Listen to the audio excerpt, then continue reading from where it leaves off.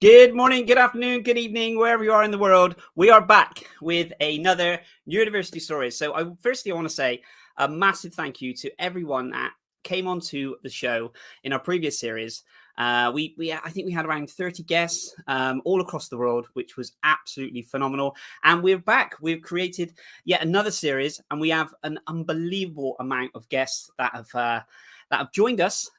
We have the amazing Hester Grainger, who's going to be sharing her story today, and obviously the amazing work that she's been doing. So, guys, without further ado, I just want you to obviously just let us know where you're tuning in from. So we've decided to continue this series by doing it live, but we will obviously be reproducing this into a podcast and obviously putting this onto YouTube as well. But just let us know in the comments who you are and where you're tuning in from. And please, obviously, one of the most amazing things about using this as a live platform is to interact with people. What we want to do is obviously make sure that we create a platform where we can get global interaction and you connecting with people across the globe. Something that I've done and will continue to do. So if any of you don't know who I am, my name is Darren Clark. And I've been working in this industry now for probably about 8-9 years, doing kind of global work, helping to raise awareness primarily around dyslexia and ADHD, but now moving into neurodiversity as well. So we also, as well, on top of having incredible guests, we also want to say a massive thank you to our sponsor. We have IDL. So they specialize in software to primary and secondary school globally. Their main goal is to provide learning support to those most in need. Their software is used by thousands of learners across the globe. And guys, I want to share with you a really short video on the incredible software they have and the incredible work they do. Please do check this out. Do you have pupils displaying signs of dyslexia or who struggle with literacy? The IDL Literacy Screener is designed for early indication of dyslexic-type difficulties. Our screener is a simple online tool that is perfect for pupils aged 8 and over and is easy to administer with individuals or whole classes. The test focuses on the skills needed to understand written and spoken language and, to ensure accurate assessments, covers these areas in detail. The screener highlights any literacy difficulties your pupils might have, allowing you to provide tailored support to help them succeed. To find out more, visit idlsgroup.com. So that's the IDL. So please do have a look at their website, have a look at the incredible products that they offer, and please do get in touch with them. They are an incredible organization and doing incredible things. So please do check them out. So without further ado, what I want to do is I want to bring our incredible guests on, because the Neurodiversity Stories was aimed really around about for yourself to share your stories and your knowledge around neurodiversity in the workplace, in personal as well. So guys, without further ado, I want to introduce you to Hester. Now, Hester, with all of the guests that we have, I do ask if they could send me kind of like a bit of a bio of what it is that they do. And Hester, I was blown away with the incredible work that you've done and that you continue to do on this. So I'm just going to give you a short snippet. So Hester Grainger is going to be sharing her story of overcoming challenges. She's worked on some of the incredible shows like the Wright Stuff, also done some incredible work with the BDA, so the British Dyslexia Association, up until her current role as co-founder of Perfectly Autistic. But I want Hester to come on and introduce herself properly and do a much better job than I probably just have. So and come on as a guest. And as I said, please jump in the comments as well and let us know where you're from. And if you do have any questions, then please put this on. So without further ado, I would like to introduce you to Hester.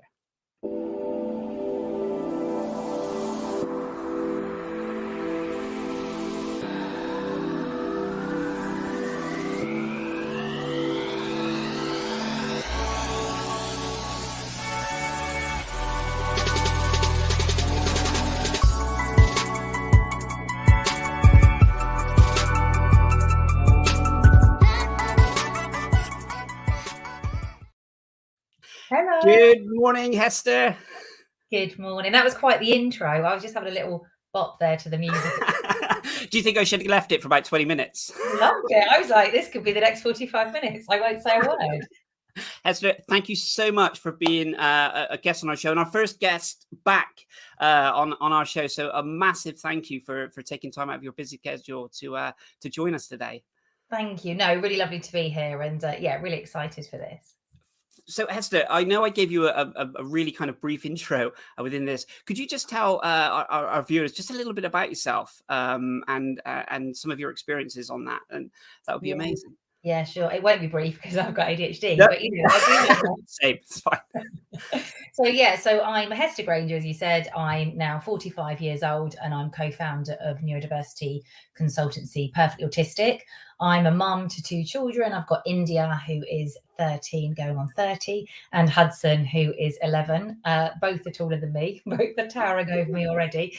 And they were originally diagnosed autistic about 4 years ago now. And off the back of that process, I would send information to my husband and he would look and go, is that about me or is that about Hudson? And so that's when the sort of light bulb moment was for my husband, and he was diagnosed autistic.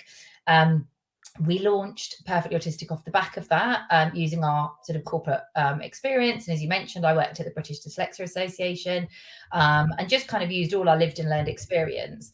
And then during lockdown, the children were diagnosed with ADHD, as was I, as was Kelly, which quite often happens. I speak to a lot of people about neurodiversity, and it quite often comes with families, or sort of you find couples that are both neurodivergent.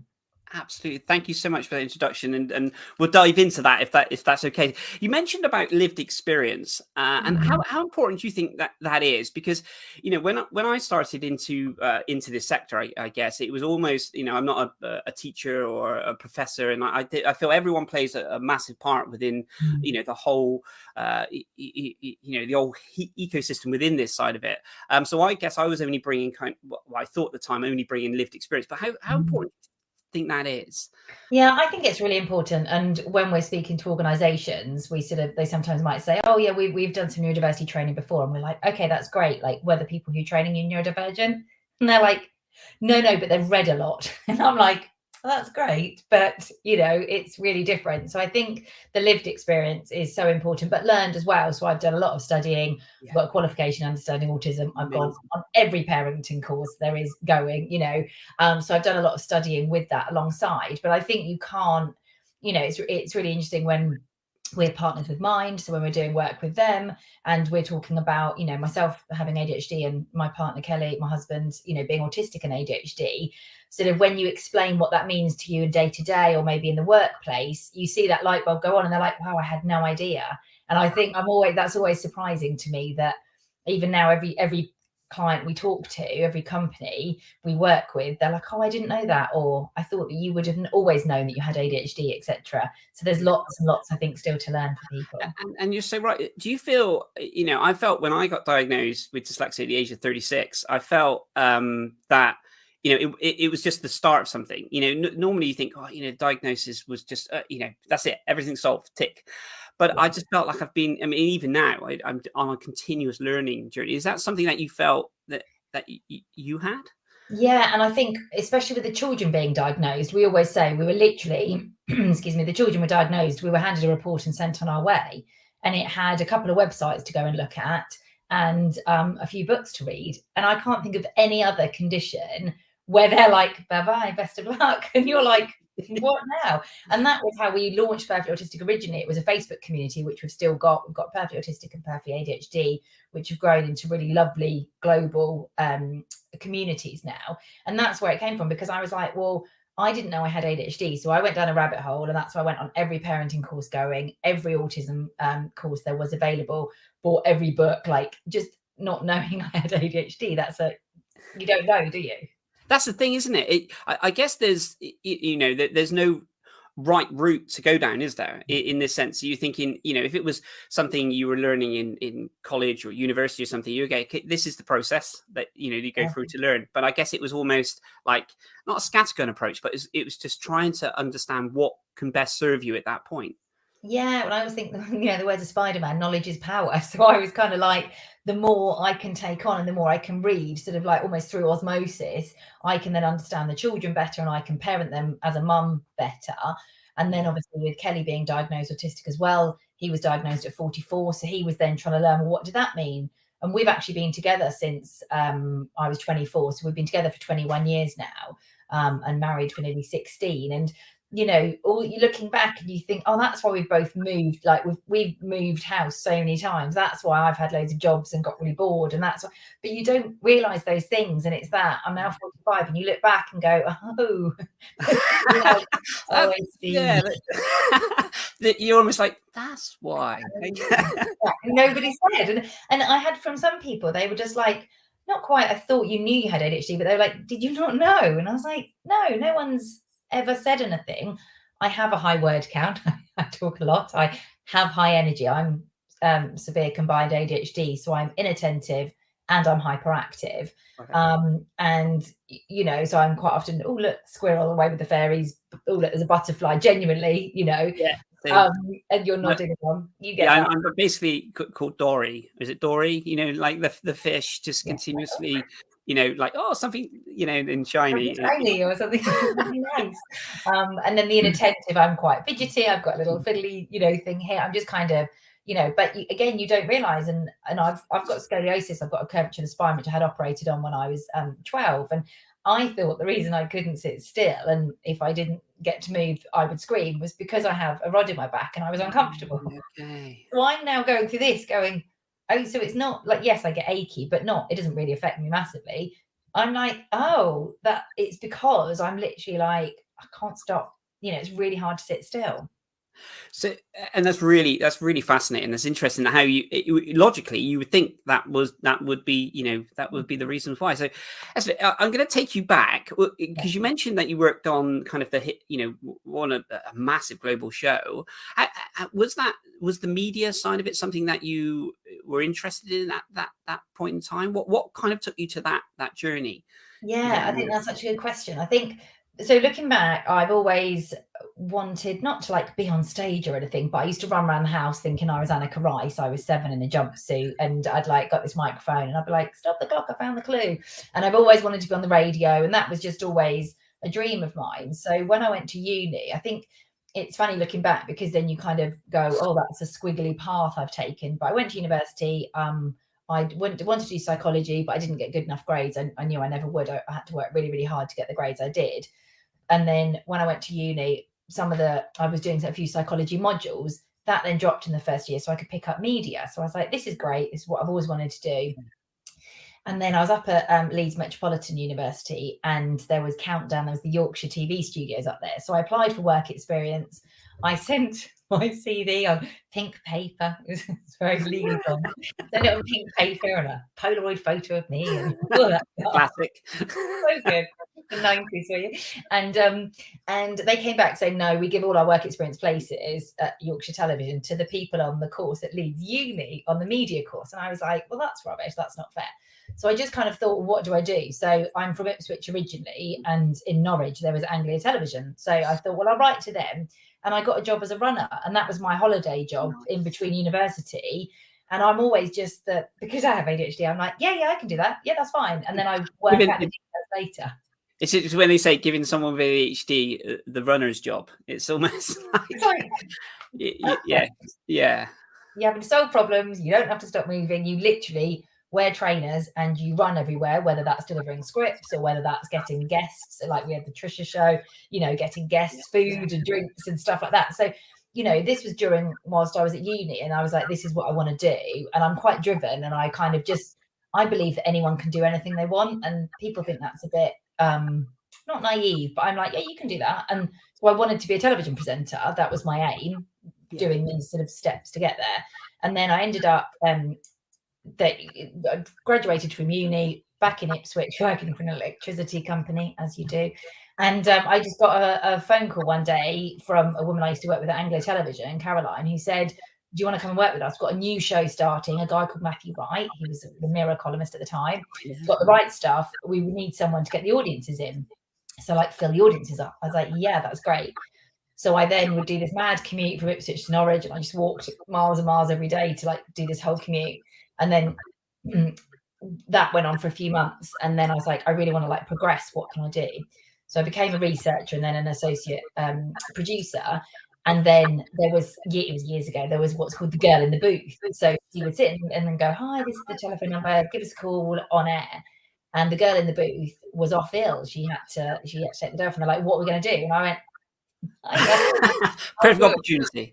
Yeah. I've been waiting for this since I was 7. Like, I'm ready. Yeah. And I did it. And I was like, look, if it's terrible, we need never do this again. We don't need to talk about it. It'll be 1 hour and it's all done. And actually, it went really well. They let me do it a day a week. And then I got the job, and I worked full time as the booth girl. And I would be out about box popping and work daily on Channel 5. So, yeah, what an experience. And I think it's important, isn't it, that long-term goal that you had, thinking, I'm gonna, you visualize it and you think, actually, this is something that I'm working towards. And I think we can get caught up in the day-to-day sometimes, thinking, it's not happening, it's not happening. I mean, we do live in an instantaneous world, the fact that we can order something online and it's here, sometimes the same day. And I guess that's hard sometimes to correlate that into real life and think, oh, a career, you have to work at it, but you must have gained so much experience from that. Yeah, it was amazing. And I literally still remember, like, the on-air sign would go on and I'd be like, right, I mean, that's the biggest dopamine hit you can get, and I'd absolutely love it. And then I'd go back and I worked on the show afterwards. So I was the celebrity booker, so I'd be getting all the celebrities in, etc. And it was just brilliant. And then it's funny, though, how things work out, because the show was then moving to London. At this point, I'd then met my now husband, then boyfriend. We went on a date, and I'd known him from years before, and we'd lost touch. And he'd actually seen me on the Wright Stuff. It was his birthday, and he pulled a sickie that day, and he turned the telly on. I was like, that's Hester. And we'd not seen each other for 5 years, and it was before Facebook time and all that kind of stuff. And he managed to get through, and he was like, oh, I don't know if you remember me. And his name's Kelly. Like, not many Kellys. I was like, yeah, of course I remember you. And we went on a date, and that was it. 3 weeks later, we were planning to go to Australia together. He said, I've got a visa, I'm going to Australia, do you want to come? And 3 months later, we were in Australia. And again, if my daughter did that, I'd go mad. But you start thinking, you have to think logically, and I guess you think it's again just taking those opportunities, isn't it? When you see these opportunities arising. So, were there any kind of telltale signs then that you felt? I know you mentioned a couple before. Were there any others that like coping mechanisms that you used around this? Yeah, well, I think looking back, there are lots, and genuinely at the time, that's just what I did. So I worked in an industry. So I worked at ITV for 5 years, where you get short contracts. So you might have a contract for 3 months or 6 months or however long. The Wright Stuff was a year, which was brilliant. But actually, I then thought, oh, that's just the way I am. That's why I get bored really easily, because I was really used to moving on quite quickly. But actually, I'd found a career that suited the way my brain worked, rather than, I was going to say, working for an insurance company, which ironically I did for a year in my gap year. I have had lots of jobs, but that's the thing. I think looking back now, and the coping mechanisms are just like, I really wanted to go and get a different drink, that ADHD thing of having loads of drinks. And before this, I thought, well, I'll go and grab a quick drink. There's a shop like 2 minutes away. Whereas before, I'd be like, I've got 5 minutes till I've got to be on this with you. Oh, I'll be fine and I can make it, which is ridiculous. I'm now almost the other way, and I've got like an hour, and I'm like, oh no, that's cutting it too fine. So I think you learn all these things, and like the way we've parented our children, we've always done it in a really neurodivergent friendly way. We've not been super routine. We've been quite chilled. We're quite laid back. But that's almost probably because that's what I needed and my husband needed as ADHD, not his autistic parents.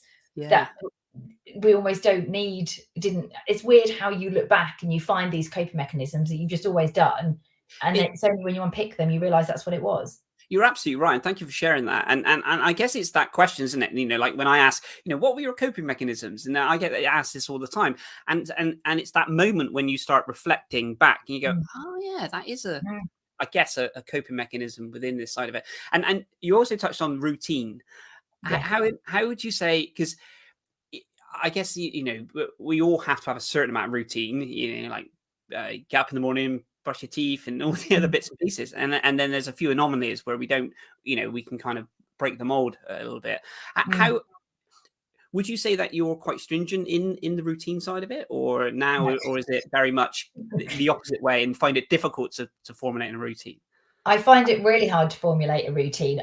The way I almost plan my day is around the children, and they're 11 and 13 now, but we still have your rough meals at your breakfast, lunch, and your tea, and then you fit in things around that. And I love the idea of a routine, and I come up with routines and all this thing. And I'm an ADHD coach as well, and this is what I do with my clients.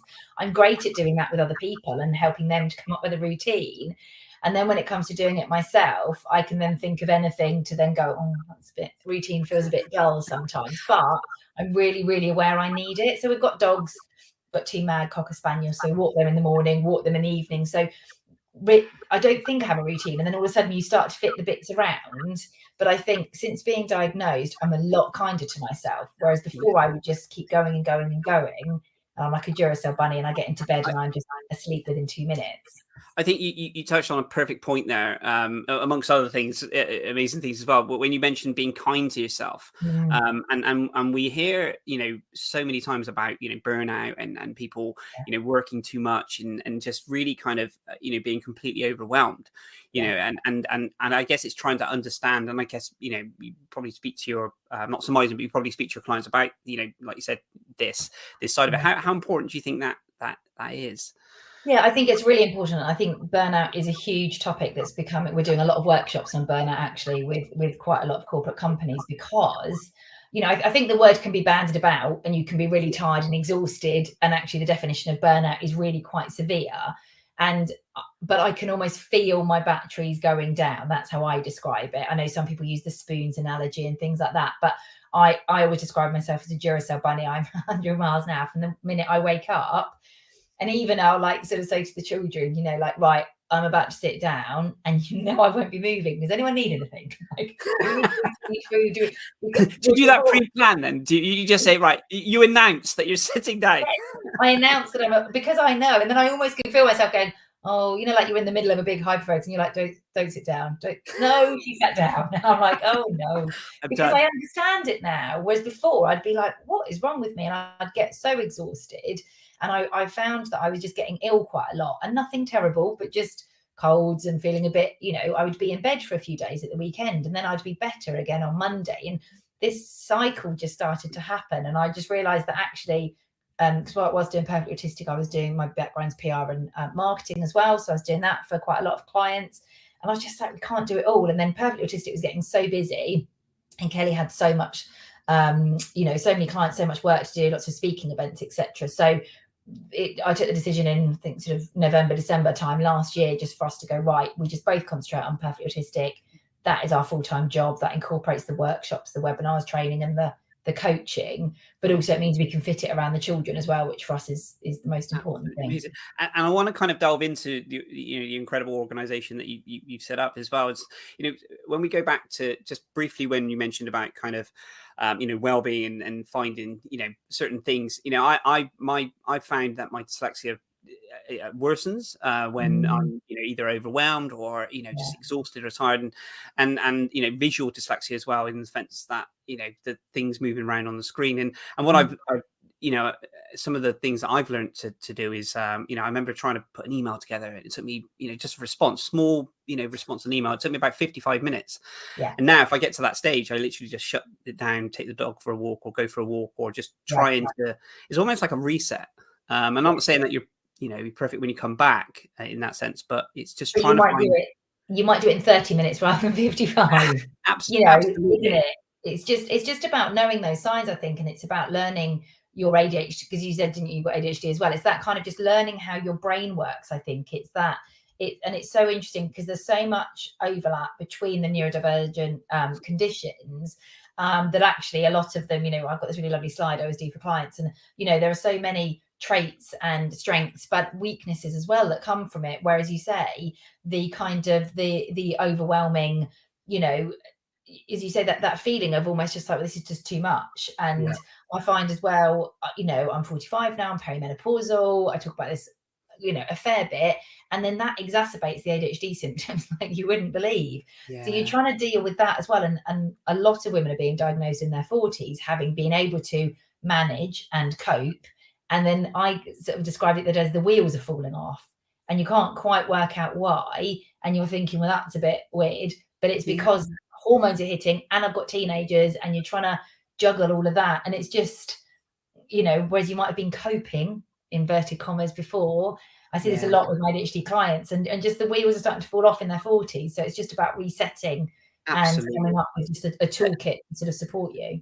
And that's the thing, isn't it? This toolkit, they're absolutely valuable. And I just want to pick up on Martin. Thank you, Martin Griffin. You've put, you said, what about autistic burnout and classical burnout? There is a difference. Thank you so much for sharing this. And I think, you know, you alluded to that beautifully, Hester, when you said that it does get bounded around a lot, the word, you know, burnout, and how it, you know, kind of effects in that. So thank you so much for sharing this. So just with the early stage of your career, then, you know, thinking about you know, that kind of high driven continuously, you know, I guess it was just pure caffeine and you know, exhaustion, you know, excitement that you were running. Did you find then that you were feeling the effect, not the effects, but did it kind of affect you in a certain way back then? Yeah, it did. And I think, so I was up in Norwich doing the Wright Stuff, and then my husband and I went traveling, went to Australia for a year, came back, and then I worked back in Norwich again, back at ITV, and then we moved to London. I was on I was on Loose Women, sorry, and Today with Des and Mel. And again, really high energy, lots of different bits. And I remember looking back now, you think, oh my God, you know, I was the assistant producer, and then I became a celebrity booker for Loose Women. So you'd have to book the celebrities, and then say, like, if they had a book, you'd have to read the book and things like that. And I remember one time, he's an ITV news reporter, I can't think of his name, but he wrote a book about politics, and I was like, I really need to read that for the next day. And it just completely slipped my mind. And then I was just like, and I remember the editor going absolutely mad, because back in the day it was all very shouty. I'm not very good with conflict. I don't like being shouted at. It's very, very shouty. And I then just did this absolute hyper focus and read the book, you know, skim read it. And then I remember him, this really horrible editor, hauling me up and making me stand in front of the panel of the Loose Women and saying, tell them why you didn't read this book. I mean, workplace billion. Tell them why you didn't read this book. And I was like, oh, well, actually I did. And this is what the book's about, because I'd like crammed it using my ADHD superpower. I hate that word, but, you know, my ADHD hyper focus. And actually I was able just to go, here we go. So these are the key points. This is what you need to do. But the more stressed I then got, I was finding that was becoming a habit. And that then led to me, I'd just be really burnt out. But also then you think, well, I'm young and I'm in London and we're going out loads, and, you know, we'd hang out in the green room and drink all the alcohol from the fridge. And, you know, it was quite a time to be alive. But also, you looking back now, that kind of slight panic and that circle that you get into, I look back even now, that I've got that feeling, because it was so uncomfortable. It was horrible. And after that, we ended up coming to Reading for lunch for the day and bought a flat, as you do. We'd already got a mortgage in place. We meant to move to a different place in London, and had to go to the cash point, get all our money out to buy this flat, because we'd seen it as a new build to go and look around. And that's when I decided I'm done with telly. I got offered a job on 60-Minute Makeover, and I was like, that's amazing. But I was like, I'm done. And I moved into PR, because I used to speak to a lot of PR agencies at ITV.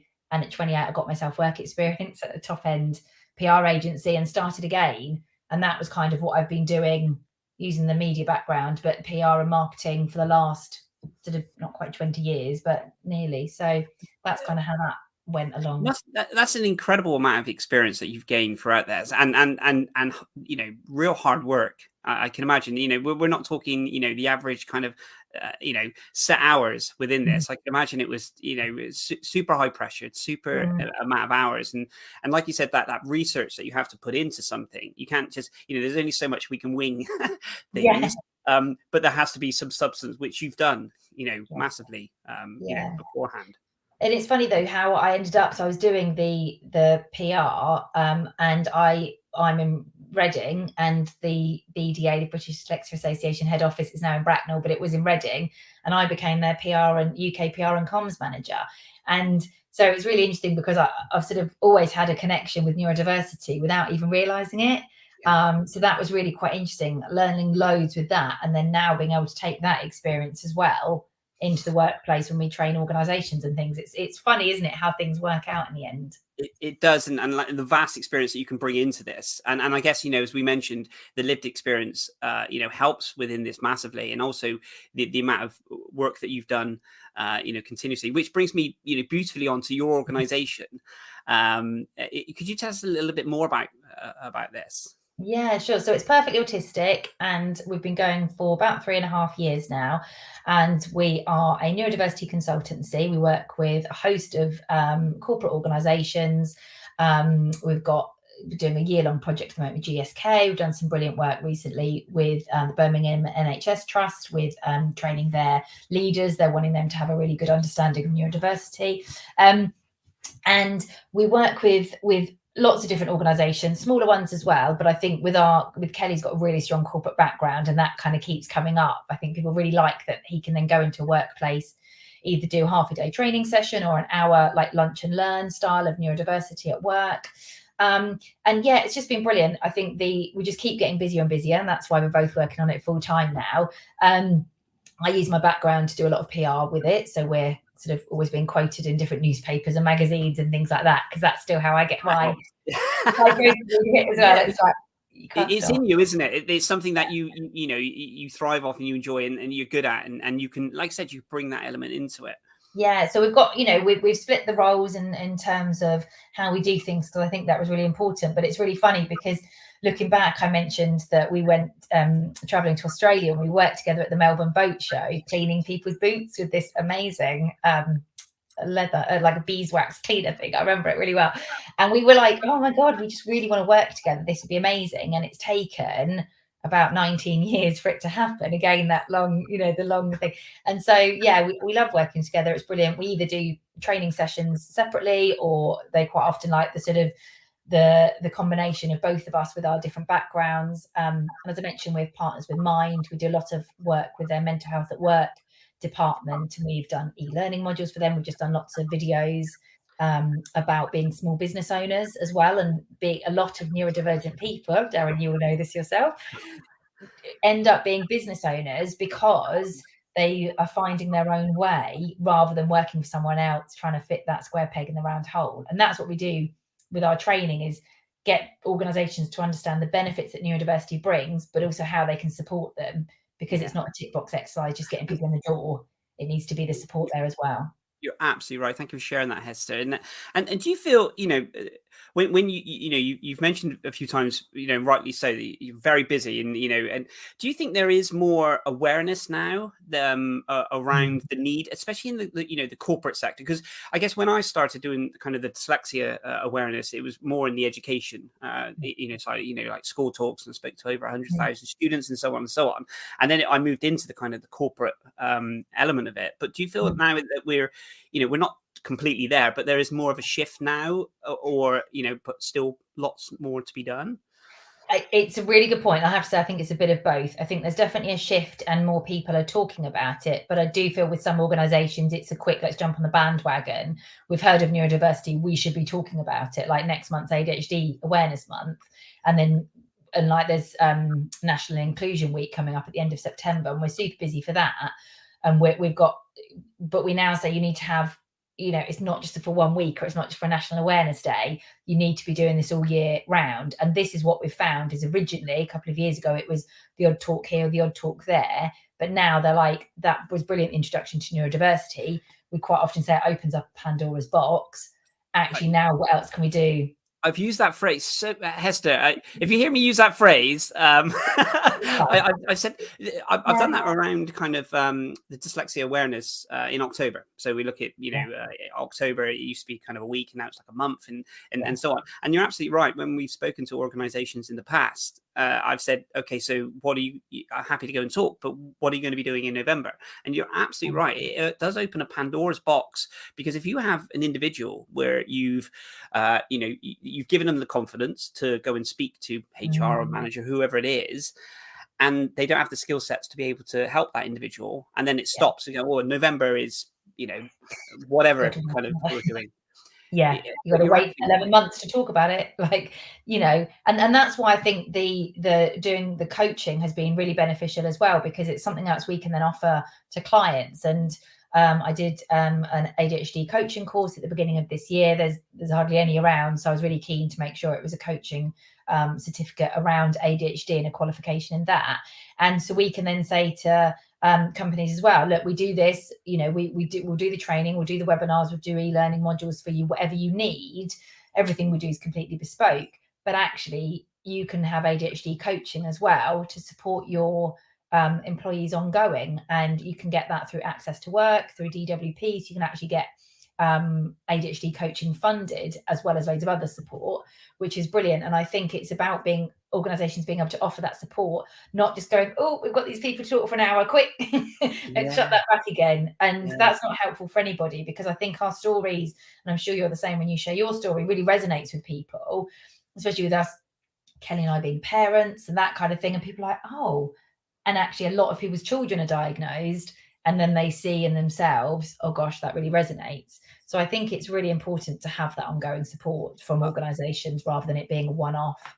Absolutely. And I think it's creating that environment, isn't it, that that enables someone to speak up, I guess, and say, you know, I need support in this, or not just support, but I need some guidance or some understanding, you know, around this. And I guess you've, you know, and all the incredible work that yourself and Kelly has done has sparked being able to you know, put that confidence within the individuals. Do you find that when you go into the workplaces that you, not that sort of aha moments, but people actually feel like for the first time someone's speaking to them for the first time about it? Yeah, and I think also we talked right at the beginning, didn't we, about that lived experience, and I think that's really important. I mean, I shared a ridiculous post on LinkedIn today about a 2-kilo piece of pork I had to cook last night because it had run out, and I thought I'd cook healthy meals, and there I am at 9:30 trying to sort this piece of pork out, but it was so late I had to order a takeaway. I mean, it's just, but people then go, you get it, you're like, that's perfectly normal. Yeah, I was thinking, what's wrong with the post? Not a problem, you know. Whereas I think someone else rationally would have been like, well, let's freeze that, or whatever it is. It's a ridiculous story, but the point is, when I'm coaching people or we're talking with organisations, they're like, you get it, you understand, you know that you can't pop to the shop to get that drink because you worry that something terrible is going to happen and you're never going to make it back in time. And, you know, it's just having that understanding. And I think when I coach clients, you know, you let them come up with the solutions to their answers. But equally, I'm like, I know what it's like having ADHD, and you get distracted out the window and you've lost your place with trying to solve the problem yourself. So I'm there to support you. And I think that's what our Facebook community offers as well, is just that connecting with other people. And I think that's what's so important, is building a community. And that's what's so lovely with your Neurodiversity Stories, is all the comments and all the people that wanted to be part of it, because it's the whole building a village, isn't it? Absolutely, incredibly humbled by this, and like I said, this is at the start, and what the whole creation around this is purely just to try and, you know, raise awareness and get people talking and you know, create that environment. I think it's, you know, also important. You know, I think back with an organization, so to speak, they would have to, you know, whether there is an issue with an organization that has to think about, okay, so if we do that process, we have to then go into this process and this process. I go back to when I was, you know, in retail, and I used to, every Monday there was a 5-hour meeting that I had to attend as a manager within there. So we'd go into a room and we'd have literally 5 hours, no windows. It was just in this environment. And you left why? And it was literally, you'd have to go round each person, and they'd have to do a presentation on what their department looked like for, you know, throughout the week, and blah blah blah blah. And it was just, I thinking back on it now, I'd have to see someone's presentation for 20 minutes, sit there, and if you were the last, then you'd have to sit and watch all these different presentations around, you know, strategy, sales, shrink, waste, and all the other bits and pieces, and you'd have to just sit there, and then when it got to your time, you have to then energize yourself to give this presentation, and everyone's sort of like this. But that was, looking back on it, that was a killer. But also, what an absolute waste of everyone's time. If you've got 10 people in the room, that's 50 hours worth of downtime you've got. And then you're saying you have to do that weekly. Like, I don't know where you worked, but they need some neurodiversity training, don't they? Like, you know, the whole thing is just, it's just about making small and reasonable adjustments. Things don't have to cost loads of money. And sometimes we get that from organizations going, well, how much is this going to cost? It's like, it's not. It's just tweaking the way you send an email, or it's how you structure meetings, or, you know, the office environment. It doesn't have to be all singing, all dancing. You've got to rewrite this whole massive policy. And the thing is that, you know, there's sort of 1 in 5 people are neurodivergent. 50% of those people don't know it. You got to your 30s, I got to my 40s, not knowing I was neurodivergent. And there's a stat that says, I think it's about people, even if they feel really comfortable and they know that they're diagnosed with a neurodivergent condition, it takes them about 2.5 years to actually feel comfortable to disclose that.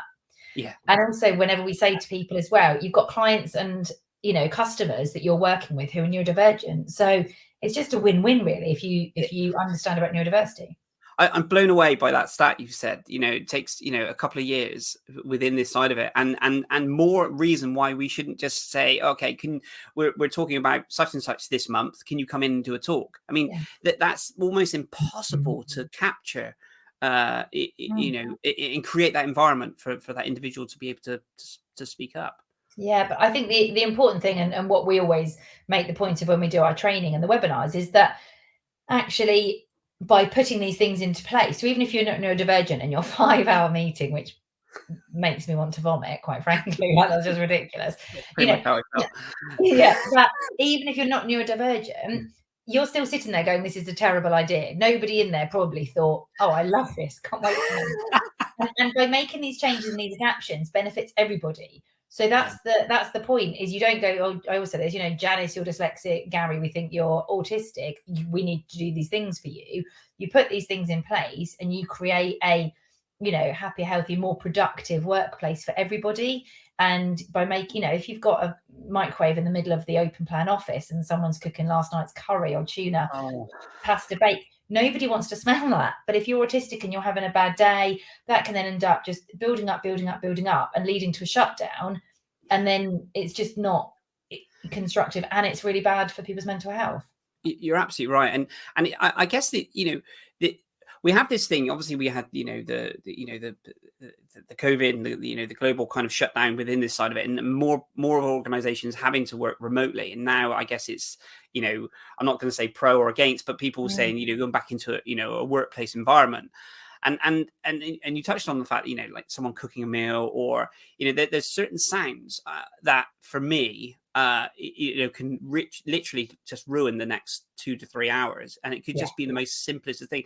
I remember sitting in a coffee shop. I go to a coffee shop to work. I love to see the busy environment, but I put my earpods in and I listen to classical music, no lyrics, just the instruments. And that, for some reason, that just settles me and I can really hyper focus within this. I remember it was all busy and I took my earphones out. Everything was kind of working, you know, seamlessly as it was. And then a gentleman sat next to me and put some sugar in his coffee and stirred the coffee and hit the cup. It must have been, I thought it was about 3,500 times, but it's probably like 7. But that thing there, I was scrambling for my headphones. I was trying to put the music back on, and it literally threw me. So if you do that in an environment where it's continuous, these things do need to take into consideration. Yeah, that's the thing. And I think it's just, you know, but it's just having the conversations. It's talking about neurodiversity at work. It's getting neurodivergent trainers in who've got the lived and learned experience. It's opening up that conversation rather than just thinking, oh God, it's too scary and it's too much and I don't know where to start. We'll just ignore it, I think. And I think that's the important thing. And that's what we're seeing a huge increase in, is that people are wanting to have the conversations. Organizations are getting in touch and saying, what can you do? How can we support our neurodivergent colleagues? Which is, you know, you can't say fairer than that, can you? It's really positive and great to see. Yeah, no, absolutely. And I find with the organization then, have you found, obviously we've mentioned about kind of the increased side of it. What more do you think? Because if it was an organization was listening to this, and you know, I know we've touched on a few points, and I won't hold you to this, don't worry, but we've touched on a few points of what they can do. What do you think the kind of the starting blocks are for them as an organization to start thinking more inclusively around this? Yeah, I think the first point is to realize you have a neurodivergent workforce, whether you know it or not. We speak to some organizations and they're like, yeah, no, we've just got one person who's neurodivergent. They're like, oh no, you haven't. But they don't realize that. So I think it's even realizing that you have a neurodiverse workforce. And I think it's then understanding that actually it's something to be celebrated, and the benefits are huge in terms of, you know, offering creativity, offering innovation, different ways of thinking, etc. So I think that's really important. But just that there are some really simple and easy adaptations that workplaces can put into place, whether that's the way they, like I said, structure their meetings, or I saw something that's doing the rounds at the moment where it's not a meme, but a little thing I saw on Instagram where someone's boss had popped a calendar popped a meeting into her calendar, and it said quick chat, and in brackets just put, don't worry, it's good news. And that, rather than going quick chat, you go, I don't know what I'm going to get. And I just thought that's how simple it is. Or even I commented last night to my husband, you messaged me, Darren, saying, here, I'm going to send you the link on LinkedIn in our DMs, and I'm going to email it to you. And I was like, oh, he gets it. And I think that's how simple it is. That might not seem a big deal to someone else. To me, I was like, that's great, because you don't know if I check my LinkedIn messages all the time, or you don't know, you know, it's just covering all the bases, and it's learning how different people work and different working styles. But as I said, it benefits everybody. You're absolutely right. And that's just, it's triggered a thought in my mind as well. And I think I saw a post. I love the fact that people are sharing information. We can, you know, continuously talk about this. And I better say it before I forget it. In the fact that how we live in an instantaneous world now, where everything is fast. You know, we put some content out, and then someone comments, and then we have to reply in bits and pieces, and we're continuously, you know, overwhelmed with the amount of ways that we can be contacted. I guess within this, and you know, how do you feel like with emails, for instance? We tend to treat emails now like it is within social media. So if I put a post out and someone comments, I will, you know, work through my inbox and all the other bits, pieces and comments. But when an email comes in and it's sort of stacked this long, and there's a lot of emotions in this, with the response side of it, there seems to be now, I don't know if it's just me, there seems to be a certain amount of time that you need to respond within that email, just like a social media post. So you find it incredibly difficult. I find it difficult responding to an email because I'll write it and then delete it, write it, and I put so much emotion into it. I'll write, you know, thank you, are you having a good day? The dog's great, you know, literally like all this, and they'll come back going, great, 10 o'clock, and then you're like, and then you're like, didn't even mention the dog, you know, like didn't even know how their dog is, and didn't ask how your dog was. It is, and I guess this is. Do you find this that sometimes there's a lot of emotion, and I not struggle with emails, but because there's so much. Yeah, I think you're right, and I think when I literally live, sleep, eat, breathe neurodiversity. It's our business, it's our life, it's who we are, it's who the children are. So and it's really emotive. So I get a lot of messages. I was doing a lot of parenting workshops, which I'm going to start again soon. And you get people that go, I don't know what to do. I don't, like, my child is ADHD, and I think of this, and I don't know what to do. And you get long emails, and as you say, so I think firstly you can either just reply going, great, you know, just to let you know, I've received your email, thank you, in and out of meetings today, but I will come back to you, like a bit of a placeholder. Or I know some people have like out of offices on, where they're just like, you know, just to let you know, I'm out of the office, or not even as in I'm out of the office, but just I will respond within 24 hours. And then you're setting your stall out. They know then, okay, great, it's going to be 24 hours, because it can't be instantaneous. What if you're out at meetings all day, or I'm doing training all day, or an event in London, or, you know, you can't always be everything to everybody. Yeah. And I think it's just setting those expectations. But the minute you talk about neurodiversity, it's so emotive. And that's the part of the problem with it, isn't it? Yeah, it is. And I always feel, you know, I have a certain system that I try to, you know, talk about coping mechanisms, but yeah, you know, I'm blessed in the way that, you know, I get so many messages through LinkedIn, and there's so many, and I'm thinking to myself, like, how do you get through these? So I end up sort of chunking up. I scroll all the way down and then start working backwards throughout these. And then the trouble is that system works until they message you back, and then it goes back into that system, and then you're like, but it's that's what it is. You say you've spent the time to write a beautifully constructed email, and then you're like, oh, you know. But I know some people are, for example, on their messages on DMs on Instagram or on LinkedIn, you can put like, I don't know if you can on LinkedIn, but you can do like almost like an out of office reply, but you can be like, that's great, thanks so much, please drop me an email. And it's, you know, or like, this inbox isn't always monitored. So apologies if I don't reply, but please drop me an email. And then you're going to get the people that really want to contact you, versus not that the other people don't want to, but they might have gone, do you know what, I just need to get that off my chest. Actually, I feel better now, rather than actually needing a response from you. Yeah, it is. I find it, like you said, quite overwhelming sometimes with the amount of messages come in, and then you start thinking to yourself, I haven't got back to that person for ages, and then you feel rude, and yeah, but generally it's an overwhelming, I guess, of all the information that you want to. Because the way that I write, I have to put emotion into it. So I have to, it then takes energy, and then it actually then thinks, I can only do so many within that time. Yeah. The other thing as well is body doubling as well. I'm always telling my ADHD clients about that, where you just get someone to sit with you. So we've been doing this for years. I didn't know what it was. I'm like, can you come and do this with me, please? Can you come and do? They don't need to do it with you, but they just sit with you. So I will sit there. So we're almost like, sometimes my husband and I like sort of battleships with our laptops, might be at the kitchen table, bit of a change of scenery, just like, right, have you done that email? Right. You just need a bit of an accountability. I always sort of call myself an accountability buddy for my ADHD clients, because that's what you do, is you just, and I'll check in, I'll be like, during the week, did you manage to get around to that? And I'm like, oh my god, no. And that's the thing, when you're your own boss and you run your own business, that's really hard to find that energy to go, oh my gosh. But also, I think it's, if you don't reply within a timely fashion, I think that's fine, and I think there needs to be understanding on both sides of things, because if somebody took a while to reply to you and then is like, yeah, sorry, I've not got back to you sooner, you'd be like, oh, that's no problem, that's fine. I think sometimes people, especially with neurodiversity, just want to get it off their chest if it's something personal. I think, you're absolutely right. And I think it's just, it's setting those boundaries, but also having the communication, opening the lines of communication to know how you deal with certain things within this side of it. Hester, we are literally coming up to the end of our time. It's absolutely flown by. I could talk to you for hours.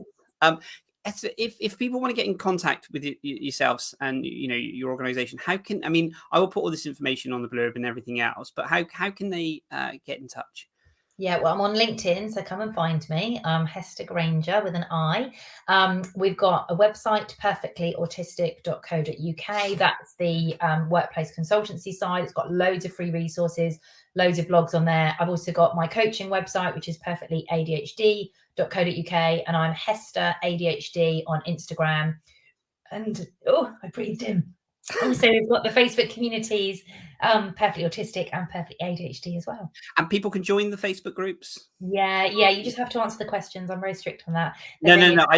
I sometimes it throws me. I join these groups and then it's like, oh, questions. Well, it didn't pop up, does it, sometimes? And you go, where did that come from? So, yeah, they're open to people, partners and parents. So amazing. It's not open to professionals, unfortunately. You go, I work with autistic people or I work with autistic children. It's a safe space for autistic ADHD people, their partners, which I think is really important, and also parents of autistic and ADHD children as well. That's wonderful. Well, Hester, it's been an absolute pleasure. And thank you so much for giving up some of your time today to join us on Neurodiversity Stories and be our first guest back for our new season. No, it's been lovely. Thank you so much.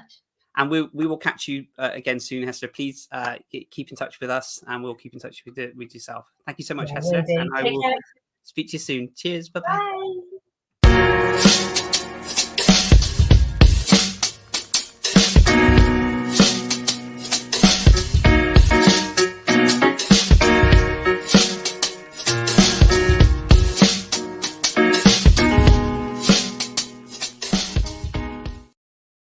So thank you so much for an incredible first guest back, Hester, who joined us today. And thank you, everyone that joined us for our first show back. We are still looking for guests. We've had an incredible response. So apologies if we've not got back to you with a date, but we are working through the system now to get you onto Neurodiversity Stories. I hope you enjoyed it. Please do like, share, and follow this page. We will be doing this on a global stage as well. We are looking to do this at different times and different events throughout the year at some point. So take care, guys. Thank you so much for watching, and we will be back next Friday at 11 o'clock with a brand new guest. Take care, guys. Cheers. Bye-bye.